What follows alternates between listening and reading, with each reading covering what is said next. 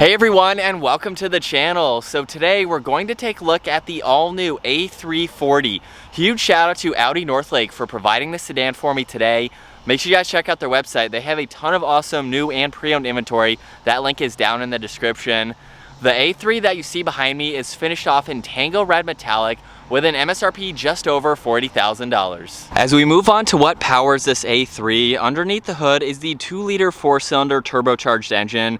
Paired to the 7-speed dual clutch automatic transmission, it pumps out 201 horsepower around 4,800 RPM and 221 pound-feet of torque as low as 1,600 RPM.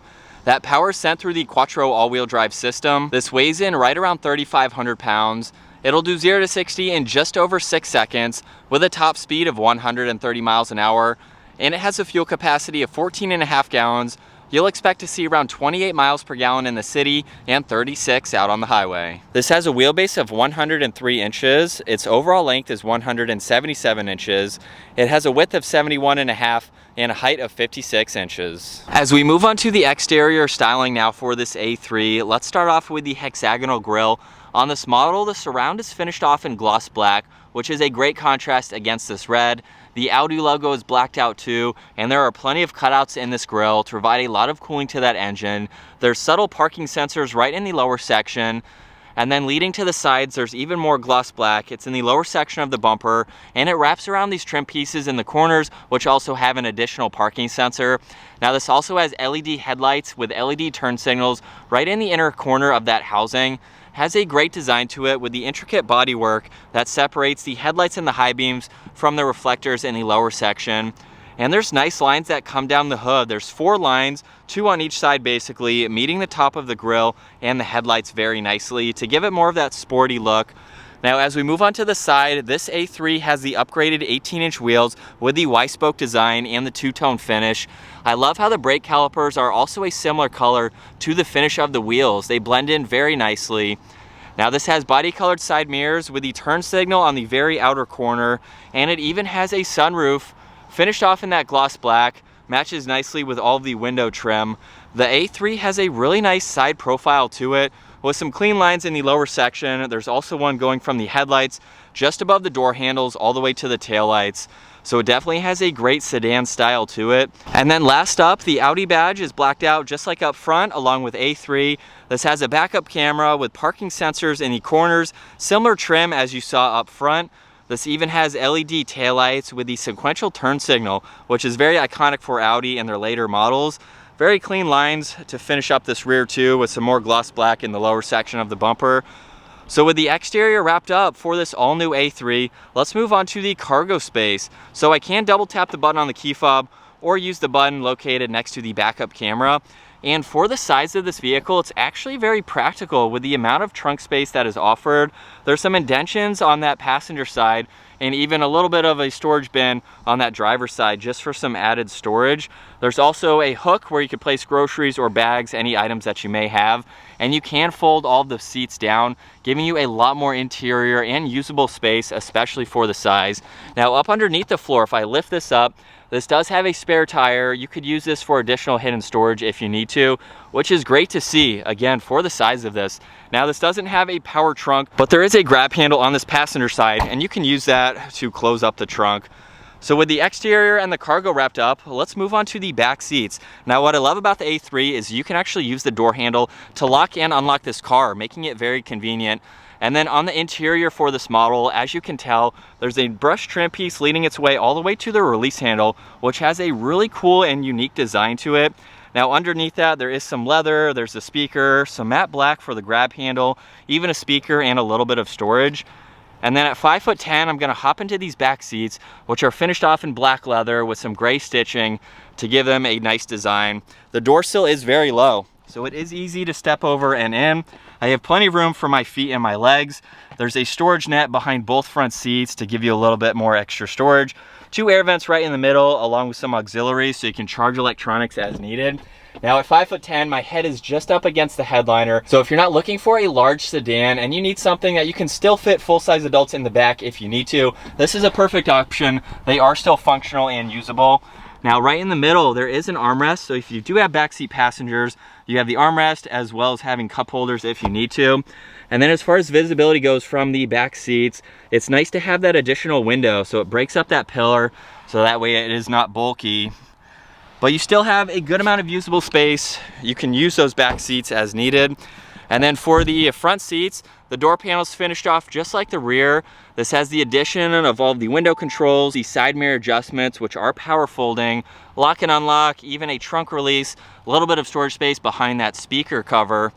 And then the front seats are finished off in leather with the same design as you saw in the rear.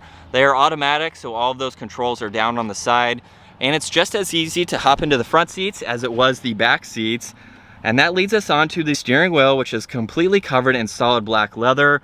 There's some piano black and chrome trim pieces just to give it a great look.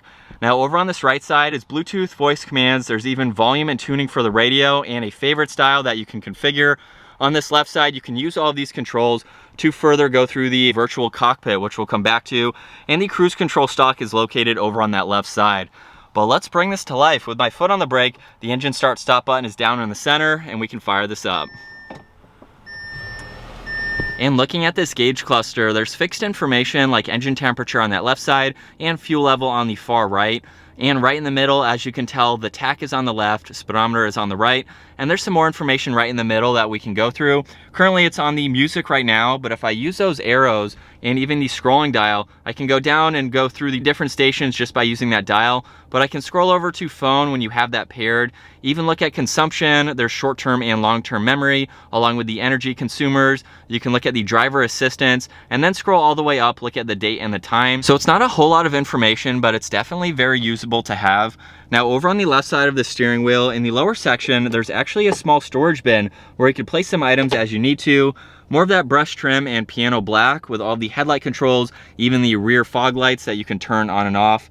There's one air vent. There's also another air vent just above the center screen. Kind of odd placement for it. There are two over for the passenger, however, so it's kind of interesting to have that design right there. But moving on to the screen now, there's a lot more info that you can go through. This is a touchscreen system, so if I just click on the home button now, it will pull up these icons like radio and media. We can go into vehicle, where you can also go through the drive select. So this has comfort, auto, dynamic, and individual, just depending on how you'd like to drive. You can go to the air conditioning, the lighting as well. If we go back to home, I can swipe over, view more icons just depending on what you like to go through. There's even a split screen where you can pull up the radio, phone, and navigation to have that split and be able to view all of them at once. We can go into the Sirius radio, go into the normal radio. You can even pair your phone here, as well as pulling up your phone when you do have that paired. And then the last one is the navigation that you can pull up as needed. Just below that, you'll see another LCD screen for all of the climates. So right in the middle, we have all these toggles where you can see if you want to push this button up or down, it already tells you what you're going to be able to get to. Fan speed is right next to that. There's even the temperature dials. This has heated seats, so those controls are on both sides, along with sync and auto. Even the defrosters are located there too. So it's a nice clean setup. Now just underneath that is a shortcut to the drive select. So as I already showed, you can go through those different driving modes. There's traction control, even the engine start stop, and the hazards as well. And then a few auxiliaries, so you can charge electronics, a nice small bin here where you could place those items as you need to. Now what's very interesting is over on this right side, this is how you can turn on and off the radio, as well as adjust the volume. You can mute it and go through the different stations as needed, so track is on both sides.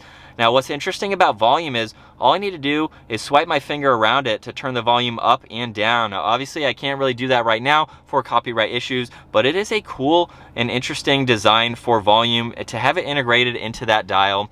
Now on the left side is the engine start stop, and right in the middle, this is the gear selector. So we have that finished off in this brush trim. If I push that forwards, that is for reverse, where you'll see the backup camera along with the sensors appear. I can go down into drive. If I push on it one more time, that is how you can now activate these steering wheel mounted paddle shifters. Those are finished off in black, which have a nice design. And then just by pushing on P, the vehicle will go back into park. It's a nice clean layout right in the middle. Not a whole lot of buttons. With all the piano black and this trim, gives it a great look.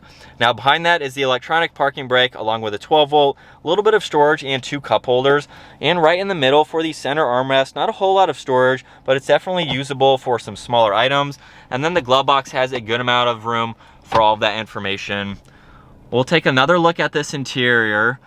Has a nice design to it. And like I mentioned earlier, this does have a sunroof. What I love about the sunroof for the A3 is you can actually open up the sunroof, and as it's opening right now, you can see that this shade is not opening. So you can actually have the sunroof open if you'd like to and still have some protection from the sun. You can open that up, but if you want it open to get some airflow going in and you don't want the sun beating down on you, very cool to see that. Not a lot of vehicles have that option.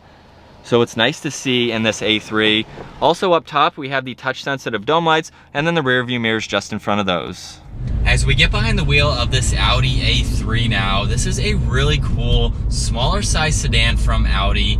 And if you guys are new to our channel, my brother just bought an S3. So if you want to see some content surrounding that car, definitely check it out. The S3 is kind of in the middle, I would say, of the trim level because we have the A3, the S3, and the RS3 too. So definitely follow along if you want to see what it's like owning an S3. He's going to be making a ton of videos with that car. So this is kind of my first time in it. I really haven't been around the A3 platform in a while, and I think this is really nice. If you're looking for more of a basic sedan, you don't really need a large vehicle, but you still want some technology features, this is a great option. I love all of the materials that you've already seen in today's video. It's definitely nice for the price point. If you want something a little bit more upscale in a sense, you want a luxury brand like Audi, BMW, Mercedes, and you want kind of a base entry level, this is a perfect option. I kind of like this new shifter with it being kind of small there, out of the way, a little bit more subtle. I think that's a cool design for the lower section, and the volume knob is definitely interesting that you kind of just swipe your finger on the top of that button that's already there. So it's pretty cool to see some integrations like that. Now that we're getting more out on the road, let's pop it into the manual setting. So now we can use these paddle shifters. And as we get out on the road here, as far as visibility goes, it's actually pretty easy to see all around. Really don't have any blind spots, maybe a little bit with this headrest here. So I do have to move forward just slightly. But other than that, it's not that hard. And with a mild acceleration, it gets up. It is the smallest engine, has the least amount of power for the 3 lineup here with being the A3. But if you're not interested in horsepower, it's definitely adequate for the size of this car and being able to merge, get up to speed, situations like that. And so with another acceleration, we can test it out. And we're up to speed. It doesn't really struggle to get up and move, which is great to see. And as we switch over to the POV angle, you can see what it's like to be behind the wheel. Definitely has that luxury vibe to it. And then as far as an acceleration goes, we are up to speed, not even half throttle. So I like the power delivery that this does have to offer for the smaller engine with the least amount of horsepower. And it rides and drives very nice. It's been super comfortable so far. I know my brother has loved driving his S3. And what I love about these new updates, the ergonomics to this door handle not only have a cool design, but they make it much easier to open the door from this grab handle. So that is a nice integration. Just looks really cool. Very unique compared to other models. And as far as visibility goes, you can get a quick peek from this angle. Over that left shoulder, it really wasn't all that hard to see. So this would make for a great daily driver, as that is what my brother's using his for. And the fact that it gets a really good amount of gas mileage, you can have a fun, sporty, smaller size sedan going to the S3 or the RS3. Even this is a ton of fun to drive. That has a lot of MPG, so you can have not only have fun, but you can drive a long distance and pretty much get the best of both worlds. So you can have a fuel efficient vehicle that is a ton of fun. And we'll give it another quick acceleration. Just like that, we are already up to speed. But that is going to wrap it up for this walk around review and test drive behind the wheel of this A340. Once again, huge shout out to Audi Northlake for providing this sedan for me today. Make sure you check out their website. That link is down in the description. And if you enjoyed today's video, give it a huge thumbs up and consider smashing that subscribe button so you don't miss out on our daily uploads. I will see you all in the next video.